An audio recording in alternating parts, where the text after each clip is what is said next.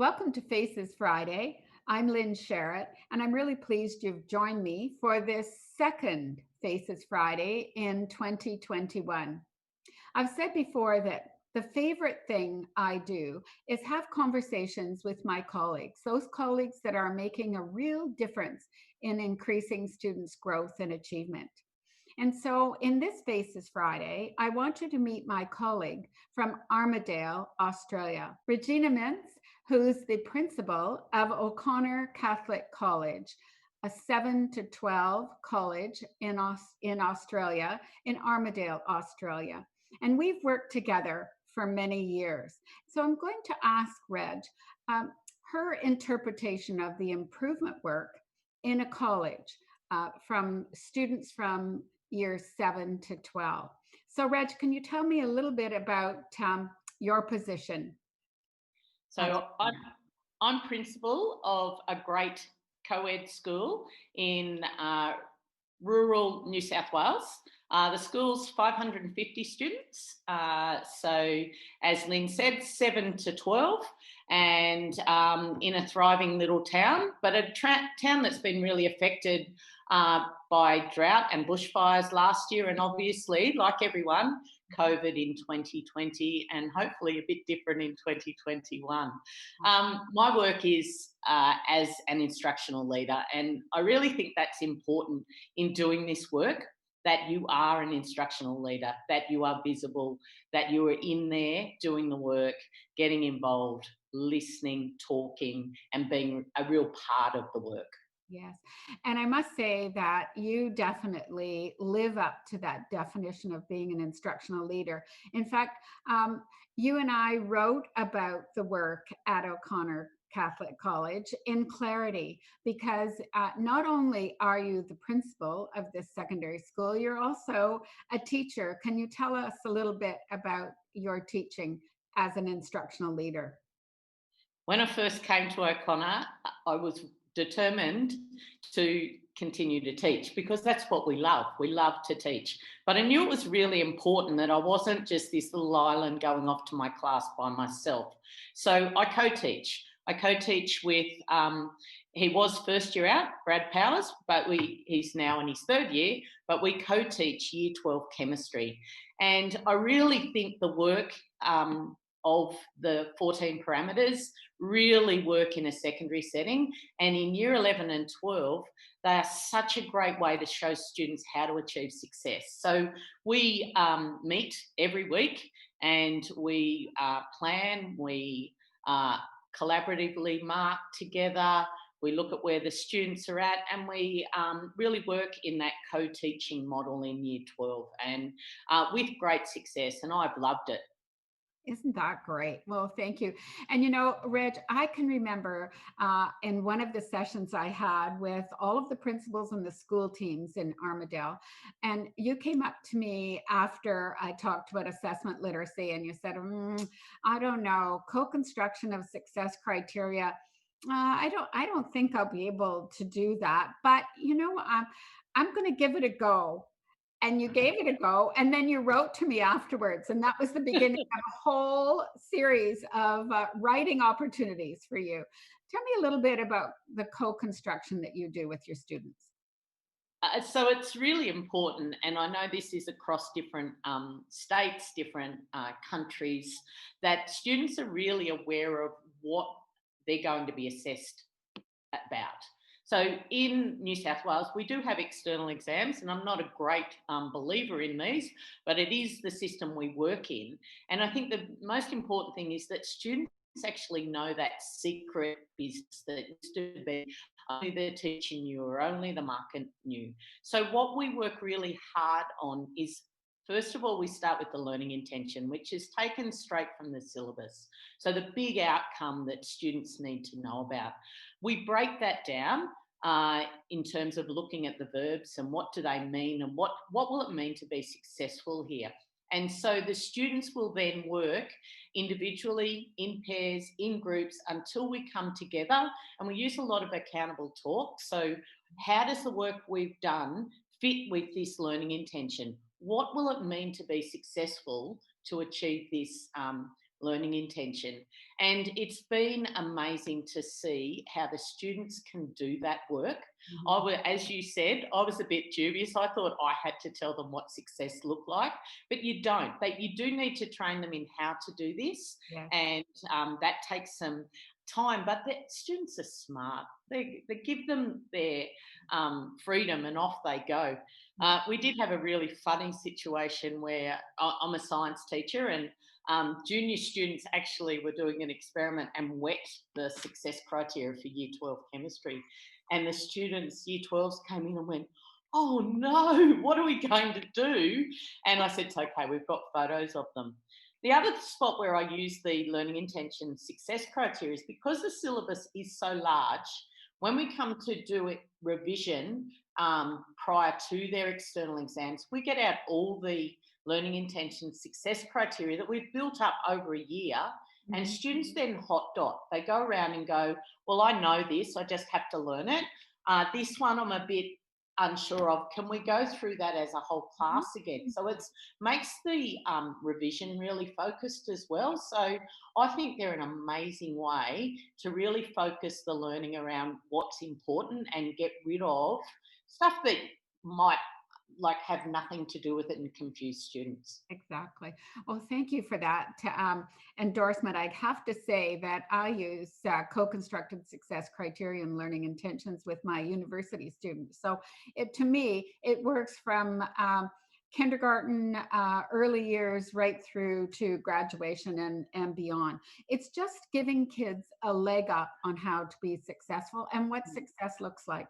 And then it makes assessment easy for teachers because they assess against the success criteria. They give descriptive feedback against the success criteria. So, Reg, I wonder if you can talk to me a little bit about teacher buy-in. Have the teachers bought into being assessment literate at your school? Yeah, and I think it's really important to start with your vision. So for us, that parameter one, that every student can learn to high standards given the right support.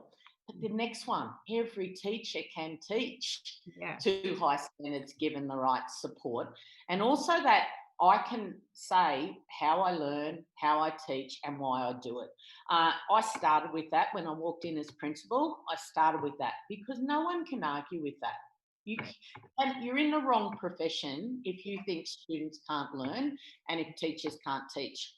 Yeah. It's one of, like, as a little aside, I think recruitment in especially rural areas, is quite difficult. So I'm really one about building teacher capacity, like Mhm. the teachers you've got, because it's not about getting people out who don't buy in. You Yeah. have to work with the people you've got because they're the ones you've got and they might be the only people who apply. So it's really important to get that buy-in and starting with that parameter one, that vision that everyone can learn and everyone can teach and Yeah. working together we can really build that whole teacher capacity and our whole learning community. Yeah. So, one of the big things that we worked on straight away is around our students, and Yeah. not my class and my students, our Mhm. students.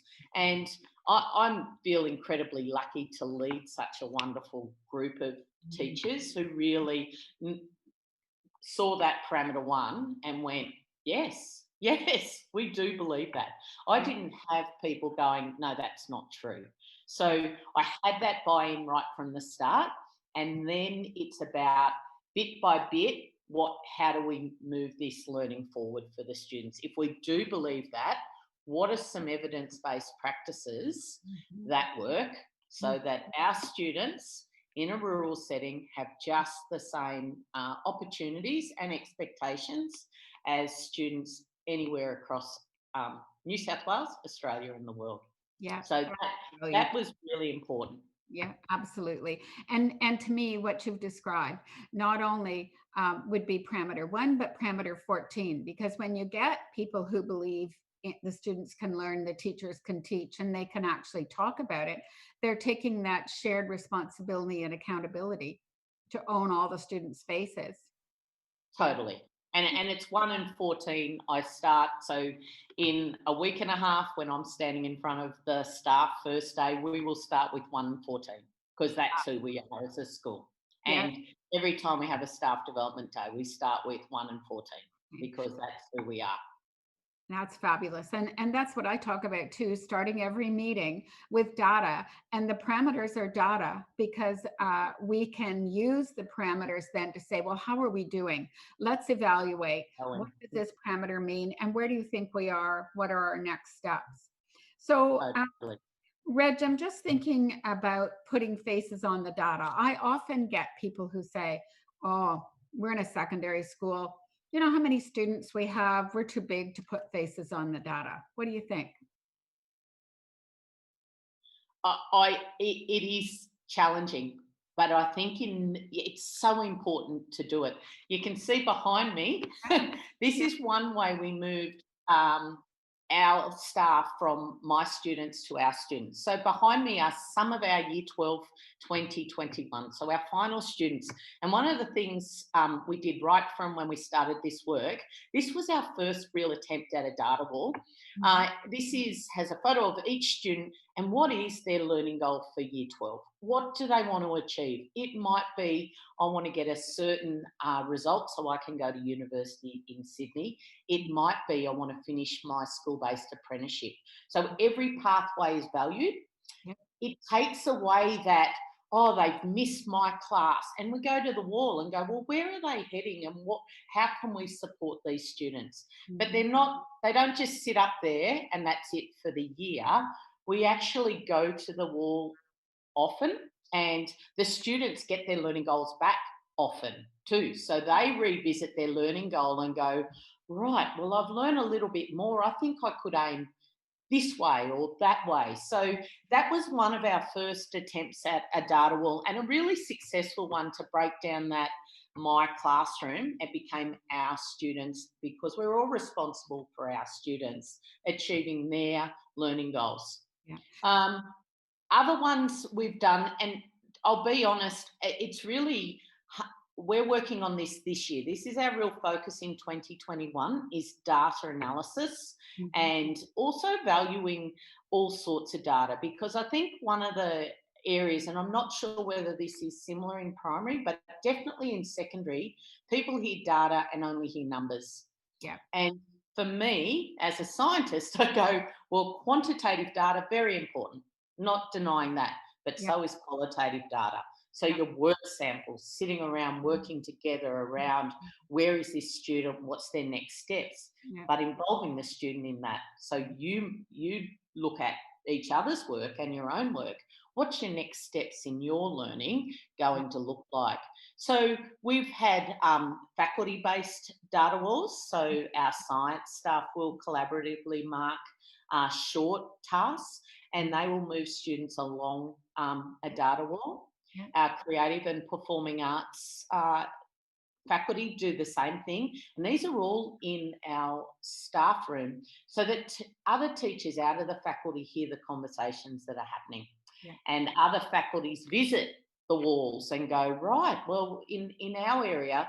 So it's about making it visible, and it's about those conversations are so important, that construction of moving students along and where they're at.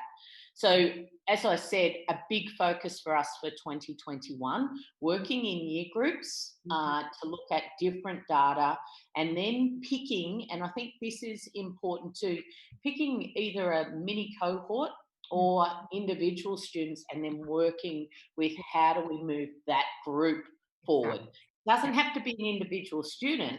It might be these students sitting at like a benchmark that we can use certain things across the school to help them achieve their learning goal. Absolutely. And I've been talking about marker students. So you would be thinking of marker students, so a group of students or one student, but that represent many other students. And in a large secondary school, that really works. Here's my marker student or students that represent 10 other students exhibiting the same traits. And here's how we're going to try as a team of teachers that teach this student. So it's really a collaborative process, looking again at the faces and thinking about instruction. So I really wanted to say here that the data wall is about the rich conversations. Totally. Data And wall is yeah. about instruction. Here's a group of students and they seem to be stuck. How are we together going to find the strategies that will move them forward? So thanks for that, And Red. one thing, Lynn, too, it's not about it being perfect either. That Exactly. Yeah. it can't be. And you're going to do data walls and go, well, that didn't work. What was the point of that? Except we can say we've got one. So I think it's also, don't be afraid to take a risk and then go, well, that didn't work. Like that, Yeah. fail quickly and then Yeah, try again. exactly. Yeah, it'll fail fast. And Yeah. I talk about data walls, and they mustn't be pretty. They need to Mm, be pretty useful. So mm, I really like neat at home, but on the data wall, it's okay to be messy. And actually, we want to have post-its there so people mm. can put their thinking, their questions right beside the wall, so that we really get those ongoing conversations. Reg, probably in summing up, what would you say are your leadership lessons in leading a secondary school? Well, one of my professional reading over the holidays, Lynn, was to reread Clarity. And I Oh, love those three words: consistent, persistent, insistent. yeah, Uh, I think you've got to be really clear about your vision. And then that is your focus. Now, what the mess and the ambiguity around that looks like, that's okay. Like, don't be afraid of that mess, if you like, but yeah, be really strong about that vision and be consistent, persistent, insistent that this is who we are yeah, and this is how our work fits. That if it's not about learning, then why are we doing it? And let's really focus on helping all our community, so that's your students, your teachers, your parents, really work towards their learning goals. So for me, it's around that vision and really staying firm around that. yeah. Thanks so much, Reg. I just think that you really are really pulling it together, not only at the secondary level and in Armadale, but you are providing that support for so many other leaders right across Australia and the globe. And I really want to thank you for that. You are making a difference, not only to your students, but also your teachers. Thanks so much for being with me, Reg. Thanks, Lynn. It's great to talk to you. Yes. Can't And wait till you can visit. oh, I'm waiting. It's pretty snowy here. So thanks, Reg. I want to be in the warmth with you. So thank you, everyone, for tuning in to Faces Friday. And I'll be back next week talking about leadership that makes a difference. Reg is making a difference at her secondary school and for other schools across Australia. So thanks again, Reg, and see everyone next week.